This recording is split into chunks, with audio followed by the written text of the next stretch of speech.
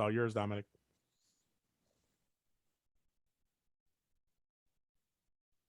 Uh-oh. Dominic, are you sitting really still or did you freeze? He's been watching Daya's videos and now he has mastered the stillness. We'll give him a second to get back. Dominic. Maybe he doesn't know that he's frozen. Here he comes.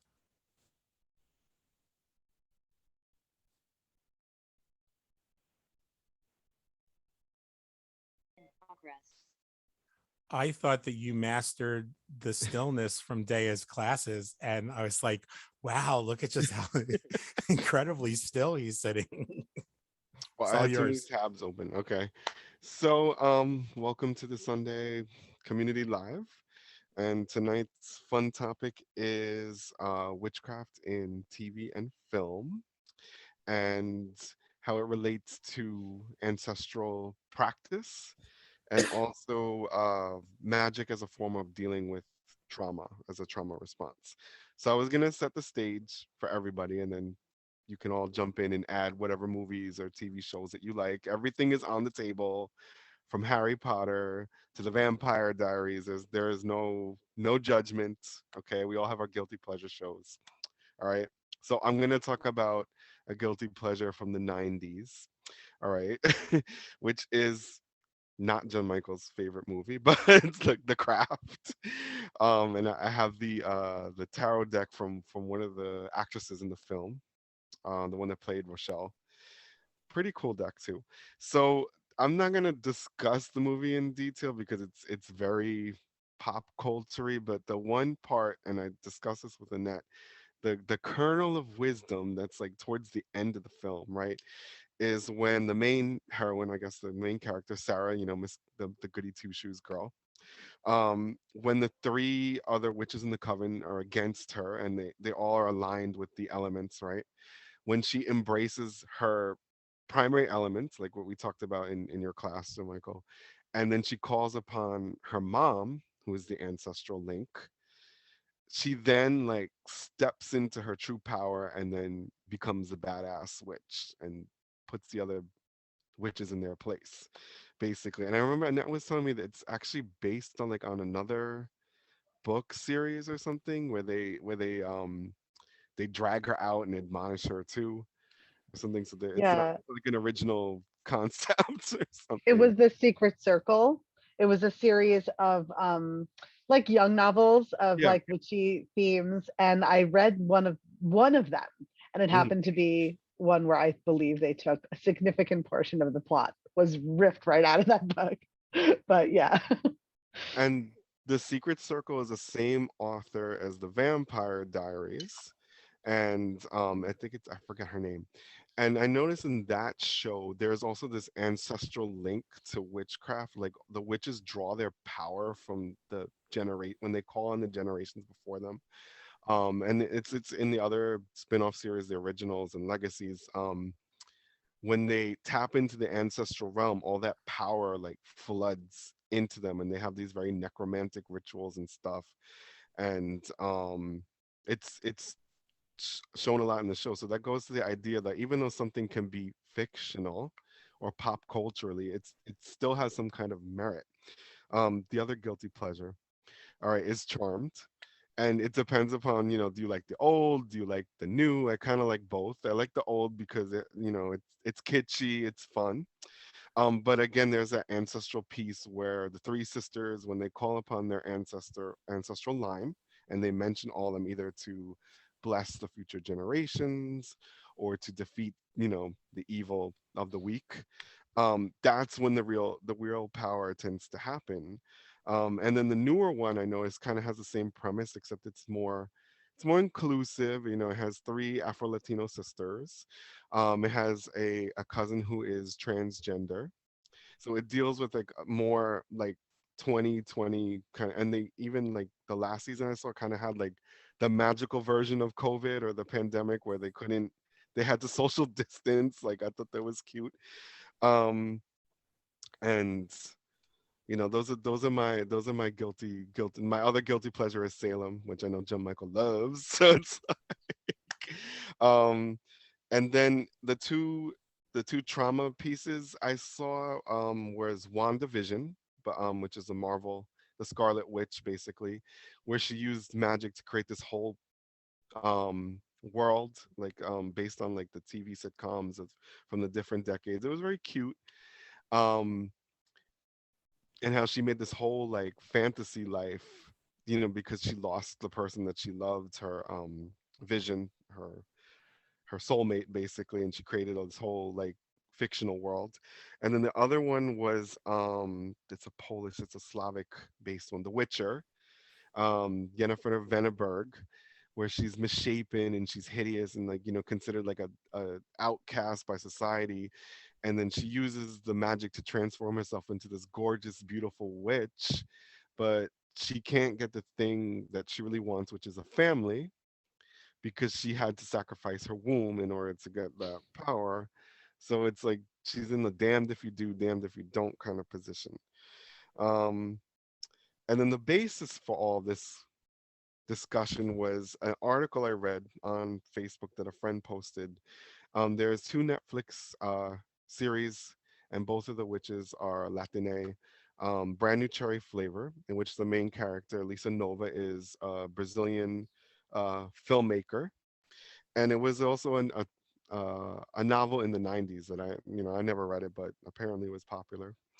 Um, and basically, she goes to Hollywood with this dream of getting her small indie film uh, discovered by a big producer, but the big producer, like, kind of, um, and this is before like the whole Me Too Harvey Weinstein scandal, like, does a makes a pass at her and tries to proposition her for sex, and she's like no, and then he takes revenge on her and steals her work. So um she goes to like this really bohemian, like trendy witch, that says, okay, I can curse him, but you're gonna have to pay some price for it. So she just goes to this whole like drama, but in the process, she discovers her true ancestral origins from Brazil, which is like this shamanic power that came from her indigenous ancestors. But the witch is basically using her like for her power, basically. Right. So like her whole mistake was not going to her, like in the other series that I mentioned in the other movies, when the witches go to their ancestors, they get the power basically. But when she went to like the outsource, she got screwed over in the process. And it was only until she, went back to her heritage and her ancestral power is when she fixed it.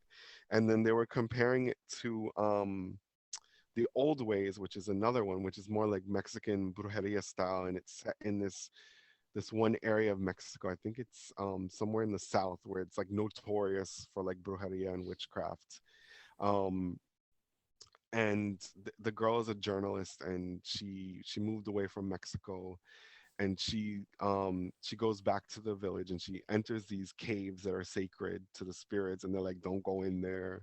And because she's so Americanized at this point and she can't even speak Spanish anymore, she's like, I'm gonna do what I want. And then she ends up getting possessed by one of the spirits, and then she has to go to the curandera, and they have to do the exorcism to take it out of her. But then she ends up taking the curandera's place and becoming the local bruja. So they were comparing the journey of the two, Latin witches, where Lisa in Brand New Cherry Flavor doesn't go to the ancestors and gets kind of effed up in the process, and her friends, get messed up too. Whereas the other bruja, Christina is her name, she embraces that and kind of like inherits the position and continues the tradition, because the old bruja was like the last in the line. So those are just some examples, and I said everything is open on the table for discussion. You know, Harry So Potter. brand new cherry flavor is not slashery at all. It's slashery, and it's like gross in a lot of ways, and it's like I think um it's like she her penalty for the curse is she has to vomit up these kittens or something, and it's like really disgusting. Wow. But like her spirit animal is the jaguar. So what the witch does is she takes the kit every time she throws up a kitten, the witch takes the kitten, um As one and does. yeah, as one does, yeah, and she eats them, right? She Oh raises them my and she eats them God. and absorbs the power. And the witch is not really in her real form. The witch was a an indigenous, like, tribal leader in South America like centuries ago, and the jaguar spirit cursed him because he was like the lover of the jaguar spirit or something. And then he somehow tricked the jaguar spirit and trapped her in the spirit world. And then the jaguar spirit was like, okay, I'm gonna curse you with immortal life or something, and but you'll be miserable forever. And so like his spirit kept jumping, and he wanted to take over Lisa's body. Basically, he was like prepping her. That was like the main plan. But his latest incarnation was like this bored California housewife that was kind of hippie and bohemian. And then he sets her up as like this witch, that caters to the rich and famous. And that's how they meet at like a party that the Hollywood producer goes to. So there's a lot of like 90s music, and it has that like nostalgic feel because nobody has a cell phone. Like in that show. The radios still have knobs. Yeah, right. And so, but it's like really gruesome. And the old ways is too, like, it's also has a very like raw kind of vibe to it. Is that on Netflix? The Old Yeah, it's Ways? also on Netflix. But I the Harry Potter marathon has been on USA. I caught some of it yesterday. Oh, nice. Yeah. So anyone have any points for discussion on any shows? I mean, I'll throw in a few that oh, can you hear me? I just Yeah, realized. I can hear you Like, oh, fine. okay. Sorry. I was gonna say there's a few that weren't mentioned yet that I know. I Mm. know, Dominic, we've talked about so many of these like over time. So, but I did go back and finally watch American Horror Story Coven, which is just like one of the seasons. So anyone who's not Yeah. familiar, and I only have watched that one, and I'm not personally into gore. Like that's not my Hmm. thing. I don't love watching things that are especially violent in that way. Um, but I really like anything witchy. I'm like, I'll tolerate it. Like, like I'll go in. So I really enjoyed it. And there were, I mean, some of it's hardcore. It definitely, I feel like because of where it takes place. I mean, it's taking place in New Orleans, right? Hmm. And you've got, it's fantastical, but I think some of these shows do a really good job of weaving in, like, there's always those little seeds, there's like these little bits. Yeah. And I really appreciated the dynamic of how it kind of fluxes into the like hoodoo and voodoo world, where they just kind of go in and pay respect to the fact that like they go into their shop, and like the way that it is sort of set up. And like I've never been to New Orleans, but I know enough people who have, who No. where there it was probably more of like the vibe, in some ways, than a lot of other representation, even though obviously we have so much misrepresentation of it being like evil and having all these Yeah. like very one-sided sort of ways of looking at that. But I did really just from respect point of view, I like the fact that they have like this Marie Laveau character, and how like in so many ways she's totally righteous. Like Yes. she's vengeful because they screwed with her. Like Hmm. so there's a lot of that stuff where it was like good to see that where there was a balance there. Well, I You think And know, that's no, go on, Joe. I was just going to say, Madame Robichaud's school actually exists in New Orleans. It's not. Yeah. It's not obviously not that school, but right. it's there. That's an actual estate. And yeah, I thought it was amazing that they stayed very very close to the story of Marie Laveau. Her beauty salon, all of that. remained intact. And I would even, I don't like slasher films at all. That's why I asked about Branded Cherry Flavor. It's worth the little teeny weeny bit of violence to watch Coven Apocalypse, because it'll Oh. tie a lot of the loose ends together for you. Yeah. Oh, there's more. Okay, I've There got is to look more, into yeah. it. Season 8, Yeah. Apocalypse is good. The thing with Coven, and Megan brought this up. So there's the the positive point, because I'm a fan of the series. Um, there's like actually there's three things that brought to mind. One of them is like you were talking about Marie Laveau, like the whole idea of magic as a form of fighting against oppressive and racist systems. And you could tie that into Lunanera too, with the which the oppressive system is the church at the time.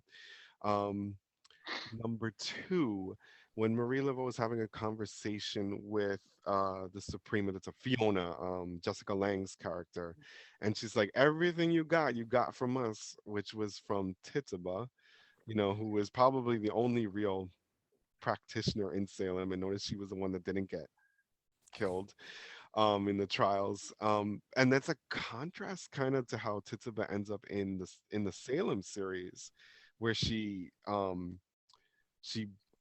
fights against the oppression and then kind of like loses to it.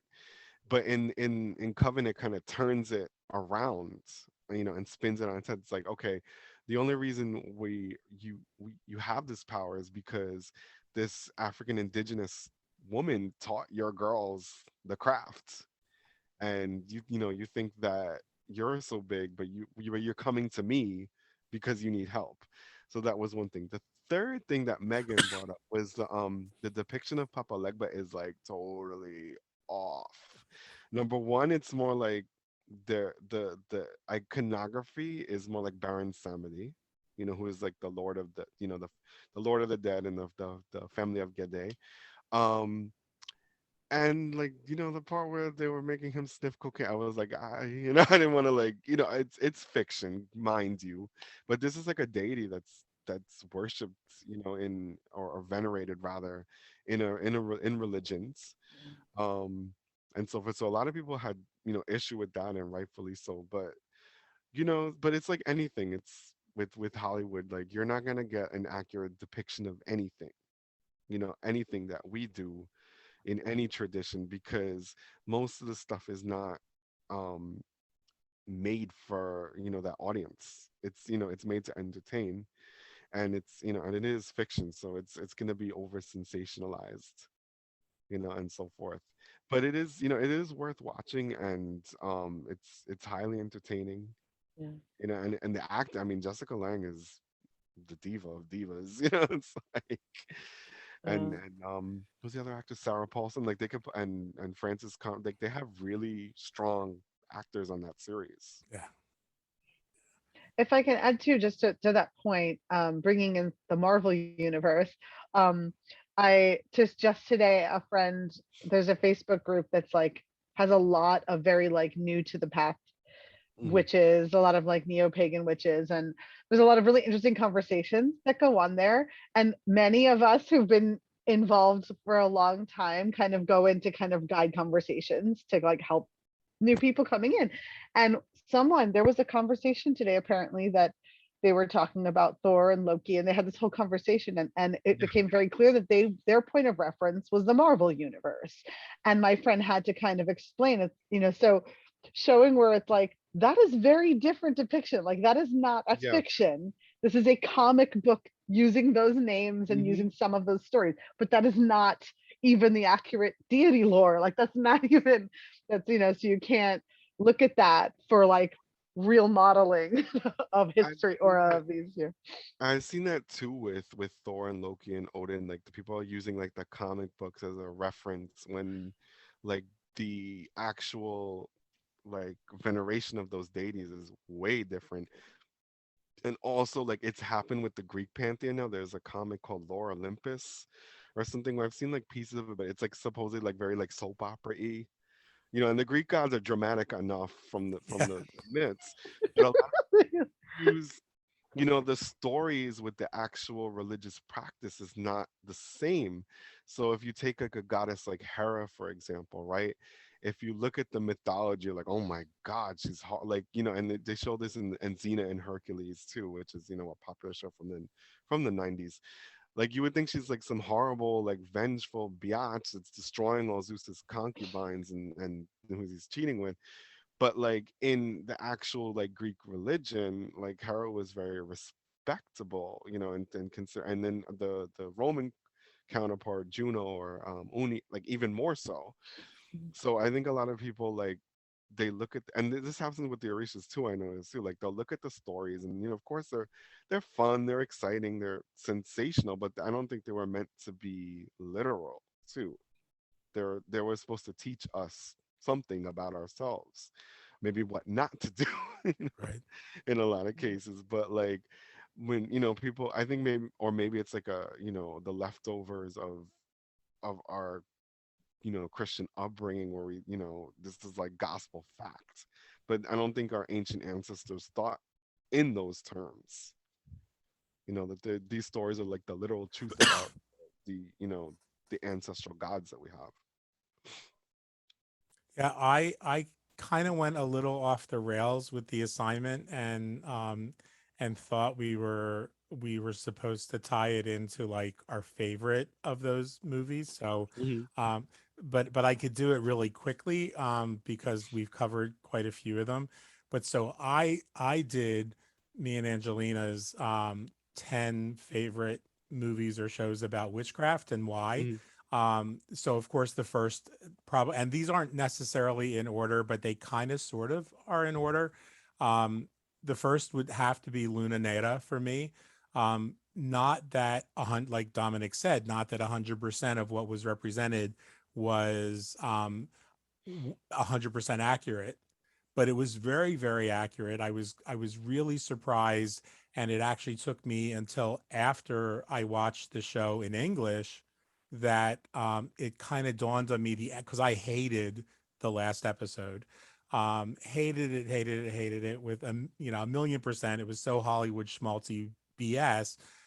And then, like a couple days after watching it the second time and in English, I thought, well, maybe they were going for some gender bending, um like harkening back to the fact that that our tradition actually was one of the first in magical practice to work with the divine androgyne. Lots of the other mythologies talk about gods and goddesses taking those other forms, but where we talked about almost the what pop culture would call glamour magic, presenting yourself in a way that protects you and disguises you until it's safe.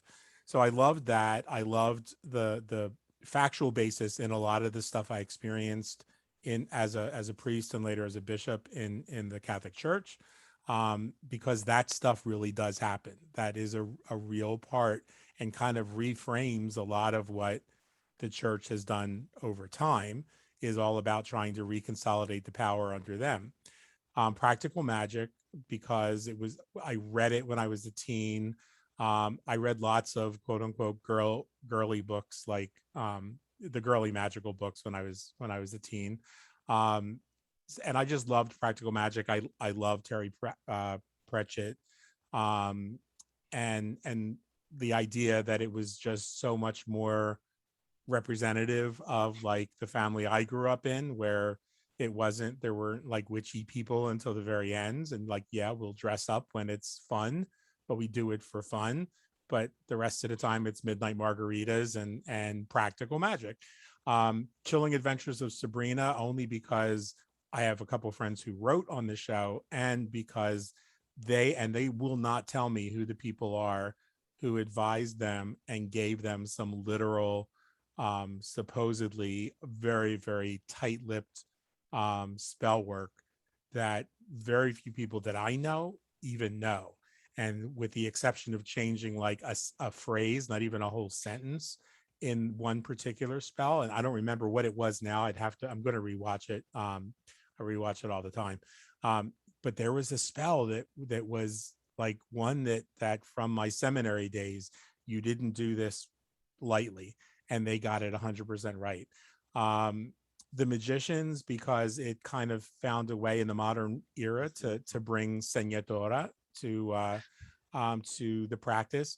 The originals, just because I love New Orleans. I lived, the monastery I spent most of my time was in Metairie, and I loved how they weaved in um, fact and fantasy throughout the whole thing. It was kind of fun. Wasn't a big fan of I liked True Blood because I like vampire movies, but I wasn't a big fan of Legacies. I still haven't gotten all the way through it. It's a little too bubblegum. So was True Blood for me. Fate, speaking of bubblegum, was also a favorite just because it goes into the elemental stuff. Salem, because it's how I wish. I don't we will never know, but it's how my inner child hopes that the whole Salem thing really went down. And in my mind, like Dominick said, Tituba was really the heroine in that series because she said, I'm going to be on your side to fight this oppression. But when they started to get too big for their pantaloons, she said, "This is our magic you're using, and you're not going to get away with scapegoating me." And I thought that was awesome. The next one, Dominick might know, probably nobody else watching this will know. Michael may know too. And I like shudder to even say that I loved it. And I also loved its sequel. It was Dante's Cove, um, which was on the Here network. And the entire cast are porn stars from gay porn. So it's a bunch of my friends from my old days in this show. Very few of them that can act to save their life. But the cool thing about it was that it brings this idea of lunar magic versus like the witch versus the sorcerer, lunar magic versus solar magic. And so there's this really cool dynamic that happens there. And it's fun and it's so cheesy. Like it's cheese covered with cheese, sprinkled with Parmesan. It's just horrible acting, but it's worth every second of it. And then Dark Shadows, as funny as that happens to be, speaking of people who couldn't act, Dark Shadows, because it was when I was 5 or 6 years old, and it was the first show that started to let me see the difference between how we really do our practice versus how society thinks we do our practice. So my aunt and my mom and I watched it every day at 4 o'clock when big episodes, when big things were coming, because I would get home from school right after that because I went to Catholic school. So we got out late. And so on days when something really important was happening, my mom would literally keep me home sick from school so that I would get to see Dark Shadows. What Angelique was up to, I was there for all the big moments. And then the final one was Bell Book and Candle. One, because I'm an old queen, so I love Kim Novak, and it was for its period, for its age. Like I only saw it for the first time like maybe 5-10 years ago. It was kind of interesting to see some of the gender dynamics, the sexuality dynamics for that. It was very coded for that time, and to kind of see them, I think, for that era. I saw I'm in a group. There was in New York, there was a two of my friends, Eddie Basinski and Herman Slater, owned a place called the Magical Child, and before that it was called the Warlock Shop. And that's where my uncle Leo, or Leo Martello, hung out, and a lot of the old Wiccan people that are friends of mine, that are not the crazies but the good ones, are in a group. And these are really solid people that with along with Laurie Cabot stood up in the 80s and said, we have to stop the violence against witches and stuff. So and these people are getting older and older and older. They're a good 20-25 years older than me. And Laurie Cabot's son wrote in his most recent book that that Andorra, that Agnes Moorehead used to go to the shop. Now, one, he's younger than me, so he wouldn't have known that because Agnes Moorehead died in 1974. but Zeoleo knew her, and she was not and I don't know how, like I have no clue why, but I got really furious this week because they were making this big story around Halloween, of course, about how Endora used to go to the Magic Child and, bought her supplies there, and she was Wiccan and blah, blah, blah. And she actually did not like witchcraft at all. She was a preacher's kid who, until the day that she died, like they were insinuating she was a lesbian. She wasn't. That was Paul Lynde, another TV witch making up the story. She wasn't a lesbian. She was very, very inclusive. She loved LGBTQ people, but she had no respect for witchcraft. She thought it was stupid. She thought it was childish. She used to tell Leo that she didn't understand how somebody that smart could, embrace that kind of fantasy. And so it just, like, Bell Book and Candle was from that era of time when we have to remember some of these people in the movies were playing characters Agnes Moorehead played all kinds of metaphysical characters and mystical characters and stuff that they don't necessarily embrace it. While in modern culture, we have Rachel in The Craft, Yeah. Who's a gifted reader, and practicing witch, and so many others that are in, like supposedly some of the cast of Chaos or Chilling Adventures of Sabrina. So I think it's kind of a cool thing that we don't have to agree with or follow the paths that these movies talk about, but at least we're getting representation. It's not, nobody really today that I know still thinks that all New Orleans and Haitian voodoo is Serpent and the Rainbow. They have, healthier ideas, or they don't look at, nobody in New Orleans really looks at Marie Laveau as being a horrible person. She was one of the greatest philanthropists of her time. So that was my top 10. And those are all and my godbrother and I love watching Dante's Cove back in the day. I had all the DVDs. Me too. I still But do. even though it was like silly and campy and a lot of sex, like it had like a mythos attached to it and a history. And even a lot of these like Chilling Adventures of Sabrina, they create like these whole worlds, that exist, or Charmed, even, like that exist, like outside of reality, or they make their own reality, and so forth. And When Sabrina's crossing over into Riverdale. to Riverdale, yeah. When you talked about what was it, Agnes Moorehead, I was thinking there's always that speculation. People wonder if Stevie Nicks is a practicing witch, and so forth. Like, and then she did guest star in American Horror Story Coven, like in both seasons in Apocalypse also. So that's another one where it's like there's always that question mark. Some people say yes, some people say no. I know my Aunt Elizabeth, who taught me how to read tarot cards and is also a witch, like she is a big Stevie Nicks fan. Like her altar room is basically a shrine to Fleetwood Mac from all the concerts that she went to, and had close-up pictures, and she covers them with lace.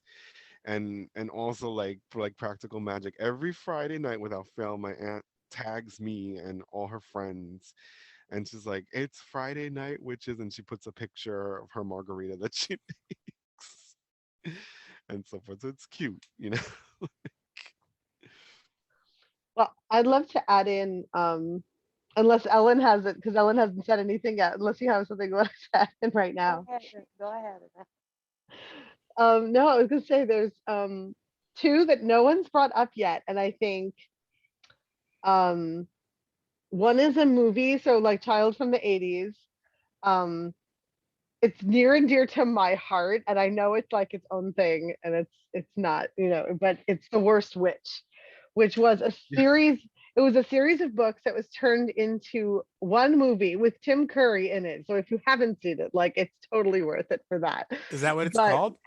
The Worst Witch, yeah. So it was just a special, and I Mhm. remember it was like on HBO, the They did original one though.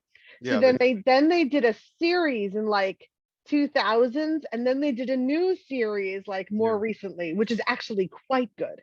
it's good, yeah. Um, With the but girl from Game of Thrones.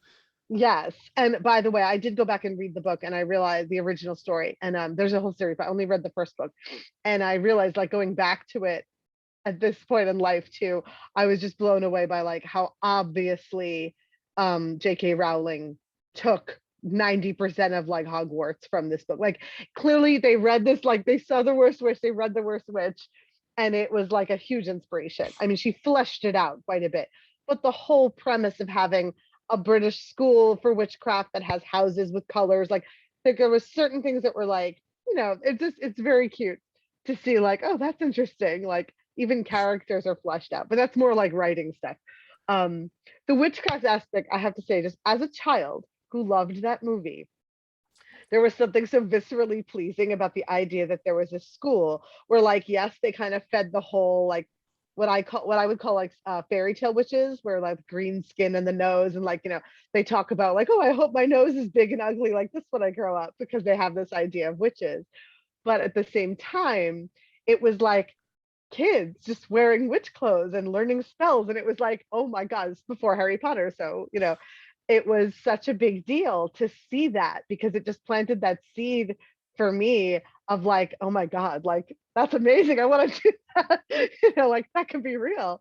So it was kind of a big deal, and now I feel like we have that everywhere, but at least at the time. And it's not, there's very little that's like realistic per se, but the idea that it's mundane for them, the fact that they go to class and they study this thing, and oh, we have a potions test, like those things were that incorporation of making it normalized. I feel like that's important, and like again, now we have so much more of that, but at the time, that was really special. um the other one is Buffy. So if you've watched Buffy the Vampire Slayer, the series, not the movie, because the movie is like separate, it had 7 or 9 seasons. I was obsessed with it for a long time. Like Rob and I had watched all of it. There is a whole plot line. For those who don't know, there's a whole plot line in it about witchcraft, because there's like vampires and there's all these different things. So that show, over the course of time, they deal so much with ancestral power. They deal so much with and even just like dealing with addiction. The Willow character finds this empowerment through witchcraft that she learns, and because of her story and her trauma, she is empowered by it, but it becomes really toxic, and it's like an addiction plot line. And so like they just played with that really well. And and I will say, there's one episode you might remember, the where she's like in college and she's been doing real witchcraft in their universe, and she goes to like the witches meeting, and she's like, oh my god, there's some witches, and they're like, it's like a bunch of white girls sitting in a circle lighting candles doing nothing, and she's like, oh my god. And Yeah, they were and like the campus Wiccans. I yes, remember. and she's like, they're a bunch of wanted blessed bees. And it was just so funny, because it was just like a nice, like, that show of like, once you find the real shit, like everything else is just tiresome. And so I found that really really really pleasant. Well, if you think about it too, like the whole concept of the Slayer is ancestral because her power came from the first girl that was, and probably in Africa, it looked like, and then Yeah, the three the three wise men, like, yeah, and I thought yeah, I was thinking of like that metaphor too, like the Magi, you know, um, gave her the power, but then Willow like kind of like took that again and turned it, leased it, to like to everyone that was capable of it too. So again, it's like that, yes, embracing that ancestral connection, but they didn't need to go through the outside like patriarchal source. It was in them already. It just needed to be real. yes. And That's really, Go yeah, ahead. sorry. Go ahead. Oh no, I was just gonna say, in Buffy, like, and it takes, like, you do have to kind of go through the whole show to really get the bulk of that story. But that ancestral piece, when you find out, like, spoilers, but like you find out that the Slayer power came from this awful patriarchal like ceremony, Yeah. but then how it becomes like this transmogrified thing, like that you just watch the way that the story is shifted, and how they kind of take it back, and just it was a really it was I have to say, talking about it right now, like with all of you, it makes even more sense. Like I haven't re-explored that since I first saw it, but like, oh my god, like it actually makes a lot of sense.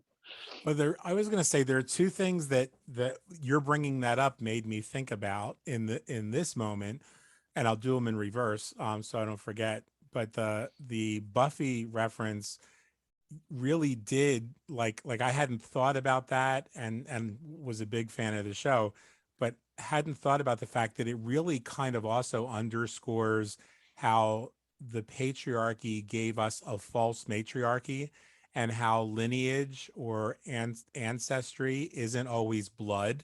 Which so many people like in pop culture witchcraft think, oh, I was born blood, I'm the grandson of the witches they didn't burn and all that nonsense.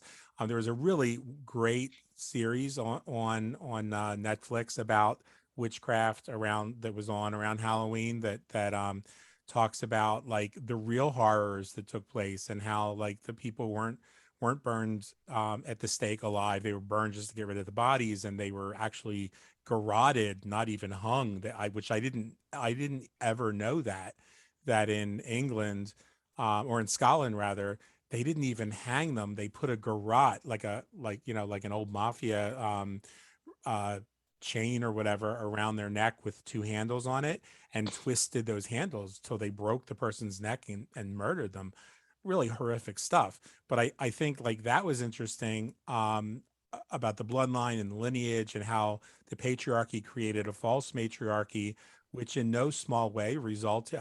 This is actually part of the module I just did. Resulted in our well-meaning people like Susanna Budapest, or Z Budapest, who created the reclaiming path, because they imagined that the first witches were women, and it has to be all women, and demonic witchcraft, and men aren't allowed, and all that nonsense. But that's where these things come from, is from these mythologies, some even pop culture. And then I love, and I can't wait to watch The Worst Witch, because what always struck me, as a disappointed fan of J.K. Rowling because of her being a turf, but let's face it, I mean the books were great. It doesn't Susanna change that the books Budapest. were amazing. Yeah. Yeah. I always wondered why, like what, there had to be something I knew that she was drawing on, that in the entire Potter universe we don't see pop culture witchcraft. We don't see, little Wiccan-y kind of, the bullshit crap. We don't see, like it really was, like, yeah, sure, there was some costumey kind of things, but that's a personal expression. I wear black a lot. That's a costumey thing, but it's a personal expression of me. She didn't go down that road of, um, casting the circle, like all the stuff that they do in the craft, light as board, heavy as a feather, Yeah. whatever that thing is.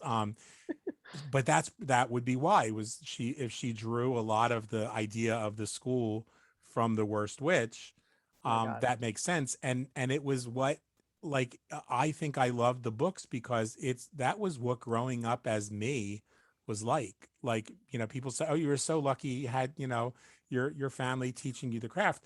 But when you're little, you don't, 6, 7, 8, 12 years old, it's, you don't realize what a gift that is. So I did more bitching about what I was learning, than anybody would ever like imagine. Like now I look at that and say, what an ungrateful little shit, because there's probably so much more that I missed, that I didn't get because I was just being cabadost, and wanted to go and play with my friends, and my aunt was saying, no, you got to go out there because such and such happened. You got to go spend time with the plant ancestors. So that's, I'm going to definitely watch The Worst Witch. So thank you for that. Oh my God. It's prime 80s. Just prepare yourself. It is like It's my favorite.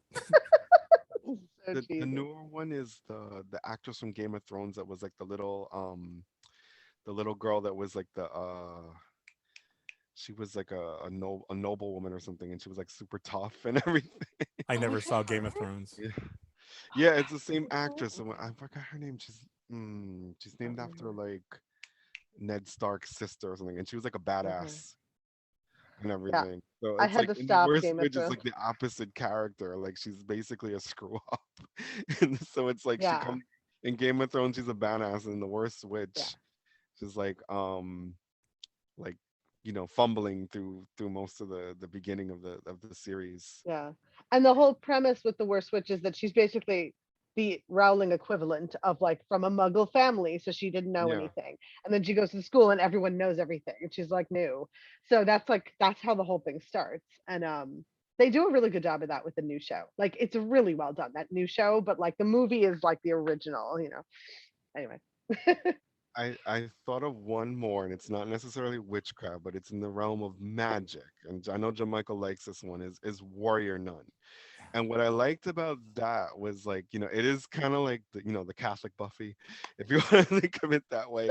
Catholic Like the Buffy. whole like mythos is based on a lie too, because I think that the power came from this angelic being, the one that saved the original warrior nun in Spain during the when Spain is trying to drive the Moors out of Spain, and the Reconquista, that era. And they're like, oh, the angel gave the halo to her because she was favored. But when they show like the truth, spoiler, they show the truth of the story, well, like what really happened, that the dude wasn't an angel, that he was just some rogue, who know, maybe an extraterrestrial, or maybe even a dark entity. Like it's not really explained yet, I guess season 2. And it's like, wait a minute, like that whole hundreds of years history of passing this sacred relic is a lie. And girls are literally like sacrificing themselves, to fight, the evil.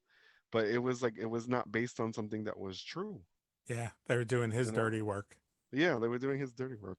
And I know this is a trope, I know it's in all these films, is and I'm not gonna use a swear word, but basically like the F boy that shows up in all these shows, like where it's Warrior Nun or Luna Nera, always got to distract the heroine from her mission, sort of like. And I think it happens in Buffy a few times, like she gets distracted by a cute guy and everything, and Or a and then vampire. yeah, or a vampire, and then where her mentor Giles is like, "Can you, the apocalypse is happening? Can you stop? Like, get your hormones?" And he says it to everyone, like, "Get your hormones in check." Well, in Luna Nera, hopefully they'll do another season. I haven't heard that they were, but they kind of left it where they could. Yeah, What they didn't tell you, in case they don't do another season, is that it would be revealed to be based on a lie too. The Benedante are actually the bad guys. The Malandante really have the right motivation, and that little twist at the end with the F boy throwing the wrench into things, I think is going to be revealed to be how our traditions survived. So, like, I think that's going to be like the huge twist, is that I think the F boy and the divine androgyne are going to work together. I mean, at least if I was writing it based on the mythology of our people, that would be the way that I go. And I think they seem to be following that mythos really, really closely. And excuse me, I'm hoping, and if they don't, if I ever started writing fiction, um, it's where I'm going in the advanced practice class is I'm hoping that somebody in Hollywood will start to tie in how Sicily, and I start to talk about this in this next module, how Sicily being such a hub, and being an island that got taken over by almost every major country in Western Europe and Africa, excuse me, in the Arabian Peninsula, um, how the um, the real magic, if we continue to trace the source, in many of the stuff we do goes back to Babylon, goes back to Persia, goes back to the Arabian Peninsula and Africa, which where it would be nice to see a more accurate depiction of some of the Orishas and some of the, like, I loved American Gods. Wasn't witchcraft so per se as it was about the old ones themselves, and the story of the oppressed peoples that the Afro diasporic traditions came from. But that would have to be like an honorable mention on there, because it really did. It was the first time I've ever seen the slavery depiction and the peace and the influence that had on creating these traditions. Yeah, and I put it in the class because that was a really good, like, spot on depictions of Orisha and the relationship, how the slaves carried that throughout the generations. Even in this country where the Protestant religion didn't allow for like a lot, that syncretism to take place, as in the Catholic countries where you could kind of disguise it, but behind the saints. If there wasn't that. Right. But Ellen, do you have a favorite witch movie or TV show or magical thing? Yeah, Practical Magic was probably my all-time favorite, but uh, I have a hard time thinking of the names of the movies. Like the one with Nicola or Cher and the three women, Which Oh, is Eastwick. Eastwick. Oh, which is Witches Eastwick, of Eastwick. yes. That was my second favorite one. And the way the three of them band together and take down the town folk and the church lady when she was spitting out tits. That was just. I tend to go to the lighter side of the witchy movies and things like that, and the comedies, but to get into some depth with, you gave me quite a list to go over, you guys, to review. Well, I I'd like love to check some of these out. So, there's a one from the '80s, a Teen Witch that had Mhm. Zelda from Poltergeist. Again, it's corny and like super dated, but it's just like you have to love it. I missed a lot of the '90s when my kids were little, watching movies and stuff. So when they all came out, so I'm just playing catch up now. Yeah, a lot of good suggestions. The Worst Switch, I remember when that came out, and I'd like to check that out for sure. We'll have to do one another time on the worst witchcraft movies too, because there's some great ones. There's some that are just fun, like Warlock was fun, so non-representative of who we are, but just a fun story, especially how it ties in to some of the other mythologies. Yeah. Dracula 2000, that was interesting how it tied in Dracula in the end to Judas. But then I saw one the other night and was howling, and then I realized in the apartment building we live in, the ductwork is apparent. I don't know. I'm not a construction worker, so I don't know. But like I know when people are being intimate upstairs very clearly. I'm a little bit impressed with the people up above this office, not the couple that live above our bedroom, but above my office. I'm really impressed. We were timing it the other night. I took out the phone and said, "Wait, we got to check and look at how long are they going." But they must have. It was probably 3 o'clock in the morning, and I was howling watching this movie on um, some warlock. I forget what it was called. It was such a stupid movie, but a warlock who lives basically in the sewers under New York. And it was like 1970s, maybe really, really early 80s, but I don't think so. And it was the most Oh, stupid, ridiculous cheeseball film ever, and really kind of dark and creepy. But the acting was so bad, like that it was like watching if a witchcraft movie had a child with Boys in the Band, the original one, that would be this movie. Mhm. well, two things about Warlock I think they did get spot on, and I think it was in the first movie because it was like a series of them.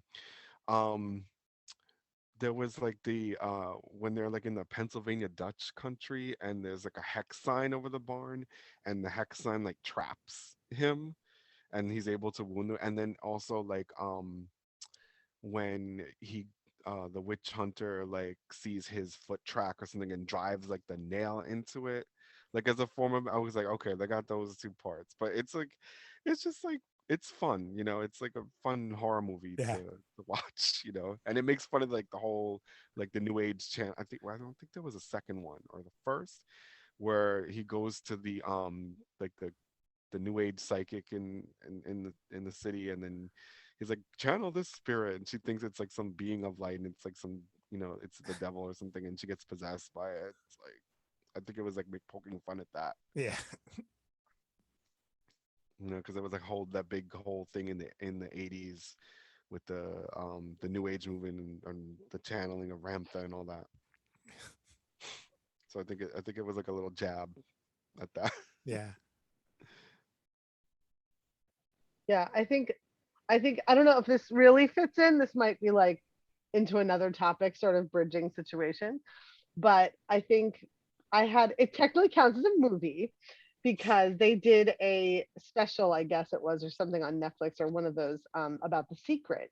And I remember watching it because I just wanted to like see how they're presenting all of that. And I remember I just got so annoyed with the whole thing. I was like, this is what happens when like rich white men take something and put a new name on it, and let's just like pretend this hasn't been going on for thousands of years and call it something else. And like I was so annoyed by that. I was like, oh, so now it's fine when you do it. It's like, oh my God, I just completely understood appropriation. Like that's exactly what people go through. But watching that stupid secret special, as much as there was a lot of good information in there, it was just viscerally frustrating to watch. Well, and then if you took The Secret and you looked at what the characters, the main speakers, what's her name, Rhonda or Yeah. Mhm. and Bob Proctor were doing simultaneous to that, it was a front promotional piece, kind of like a landing page for a network marketing opportunity for a Ugh. whole baseless Ponzi scheme, Oh my and that gosh. was going on simultaneously. And I know that because that was around the time that that we were taking the social network I created, the first one, and trying to like sell that idea to people to like think of all the good we could do in the world if we would like my first social network was about business, but I said, what if we did this for social justice? What if we did this for communities? What if we did this for underprivileged kids education and had a network of teachers? And Bob Proctor, and I can't think of the other guy's name now, started a motivational network called the People's Network. They got bought out by prepaid legal services, and they were basically peddling The Secret, but for like tons and tons and tons of money. Gosh. Okay. Space. Ooh, See, it, I it kind of counts as a bad witchcraft movie. Yeah.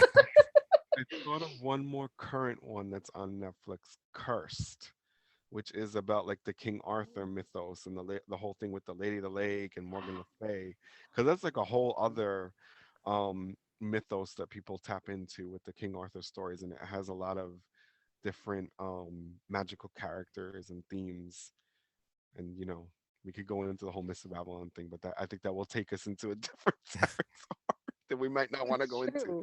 We can It's Even though like a whole episode just that could, on yeah, all the Arthurian shit. yeah, but the Arthurian stuff um is interesting too because they're technically fictional characters, but there is a historical tie-in to that time period of Dark Age Britain, and there's been so many variations, you know, on that story, and then it, you know, that is like the inspiration for like, you know, things like Lord of the Rings and Hobbit and everything.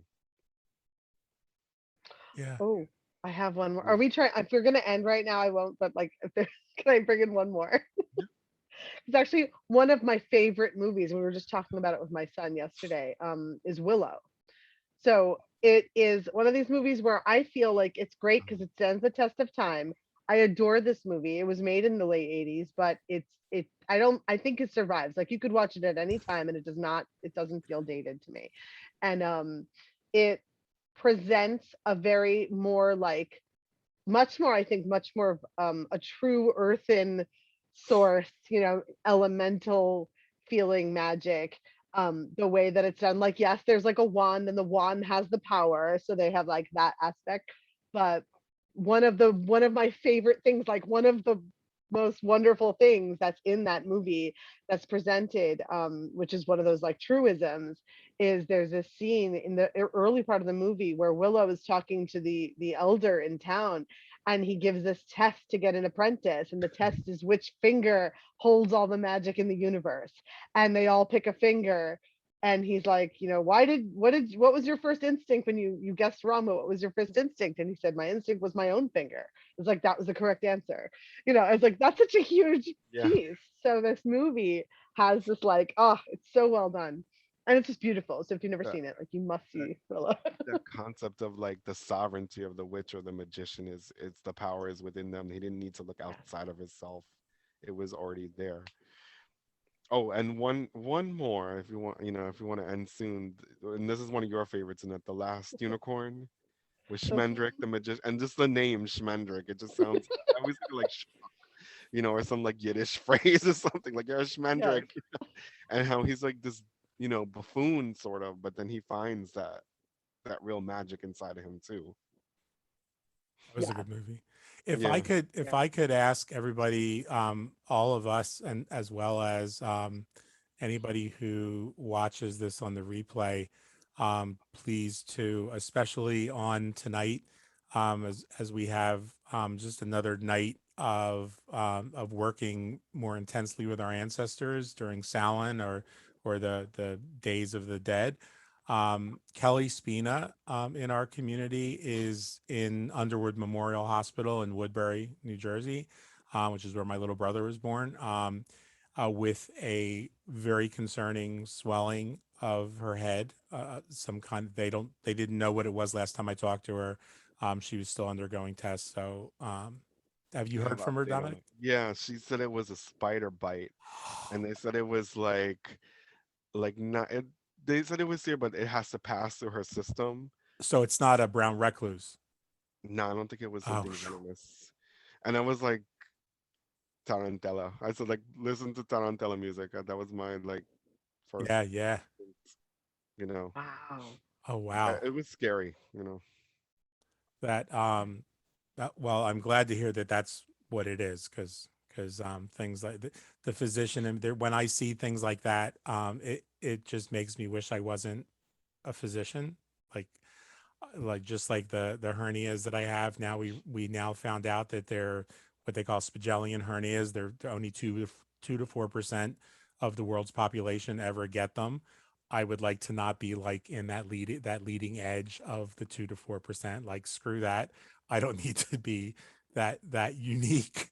But I wish I didn't know what they were, because it's the most serious kind you can get. And the doctors, my surgeon called me right before we went on and said, the hospitals are still full. There are no beds. And I really don't want to do surgery on you if you're going to have to sit in a hallway with a bunch of COVID patients with no immune system. Especially if we have to go in 6 weeks later and do a second surgery because there's one under here and here, or where they are, and they're horrific. So when I saw the thing with Kelly, it my mind went to all kinds of other places. So Mm. thank you, Dominic. That puts my heart at ease. Anyway, still send her healing energy, because any toxins in the system are toxins, um, and thanks for that. And thank you, Dominic, for this was such a great topic. This was so much fun. Yeah, this is like the endless topic. I feel like this can go on and on and everything. And it's like, if anyone in the comments, if there's something that we missed or you want to add, please feel free Yeah, and to tell make us your. why. Tell us why they're your favorites. So, and I will get this up in the community live this video discussion group as soon as I possibly can. I have to go and check and see if Craig's home, and if not, put the gravy away, and if so, put the pasta water on to make him dinner. Um, but I will see you guys later. I've got to go. Dominic, was there anything else? It's your night, so anything I was else you gonna, want? I was gonna say, if season 2 of Lunanera comes out, we should all have like a Netflix viewing party or something together. Yeah, do you know how to do that? I think, I think there's a way to do it. They Yeah, have there some. is. Like, you have to. I Everyone was think you doing it have during to. the You pandemic. have to do it on the web, and I think they give you a link or so. I just want to do it just Yeah. because I'm a nerd and I want to experience it. Yeah. So Amazon does it now too. And I think the way that it's set up is like, yeah, it's exactly that. you have to go in through a certain way, and then you get the link, and then you send the link to people. And what's great about that is I don't think everyone has to even have an account. So you're basically sharing, right? And you can do Yeah. it, for a movie or Fun. episode or whatever. Yeah. That For would be different. fun to do, even with some campy like witchy movies when they come on, like some of the ones we mentioned. That would be fun to do, maybe for a Real Housewives Friday night for a happy hour. Ooh, that'd be fun. Do the worst witch. Yeah, yeah. Oh, totally. I love. All right, guys. I cannot wait to hear your reaction to the worst witch. I have to know, because if you know Harry Potter and then you go to the worst witch, like you're gonna die. Like it's good. That's just gonna make my day, because I really felt conflicted about like the thing I love most about the Potter universe, and then not being able to say it because she has become Voldemort for me, so I don't want to say her name and give her any publicity. Yet there are so many things about that like you could teach an entire course on the Harry Potter series, and on things like what Horcruxes really are and in the real world. And I think that and mythos, and how like there are examples for us on how to get along and how to like have the conversations that we have every year around Easter and around Samhain and around all these different stories, and just be able to say, hey, this is the mythos, and myths can change, narratives can change. And as long as we don't get so tied up in them and believe that they're literal, like the even the Jesus mythos is embraced by Muslims, but who don't believe every little thing that the Christian fundamentalists believe, and the Christian fundamentalists believe things that the Catholics don't believe. And I loved that so many people saw Adam's class and finally got it, that what the devil is that he's talking about. Like, because there were people who were perturbed and weirded out, and like I think the part that really did it for him, because a lot of people are visual learners, and when they saw adorable, cute as hell Adam on the screen with the matching facial hair of the mask behind him, the light bulb went off in their head. And I was like, I've been fucking telling you that for the last 6 months, that's what he's trying to tell you. If you listen to his words and stop obsessing about one word, then then look at that tradition, and that's something that in this past these 6 days that have passed, that's really come through from one of Craig's ancestors for him, that has been really powerful. His grandmother's sister, so his great aunt, is a hoodoo practitioner, an Appalachian practitioner, and she's kind of like becoming my go-to person when there's something that I'm curious about hoodoo, because he said, oh no, I think she just dabbled. And I was like, well, we're going to find out, because I'm going to continue talking to her, because she's really cool, and they're half Native American too. So and old, now she would be 100 and some years old. So I just love sitting in those people's presence and seeing what they have to say. And she's making light bulbs go off all over the place in my head, and elucidating stuff that just makes me like so grateful, especially in trying to work with her, her whatever Craig's dad would be to her. So, all right, guys.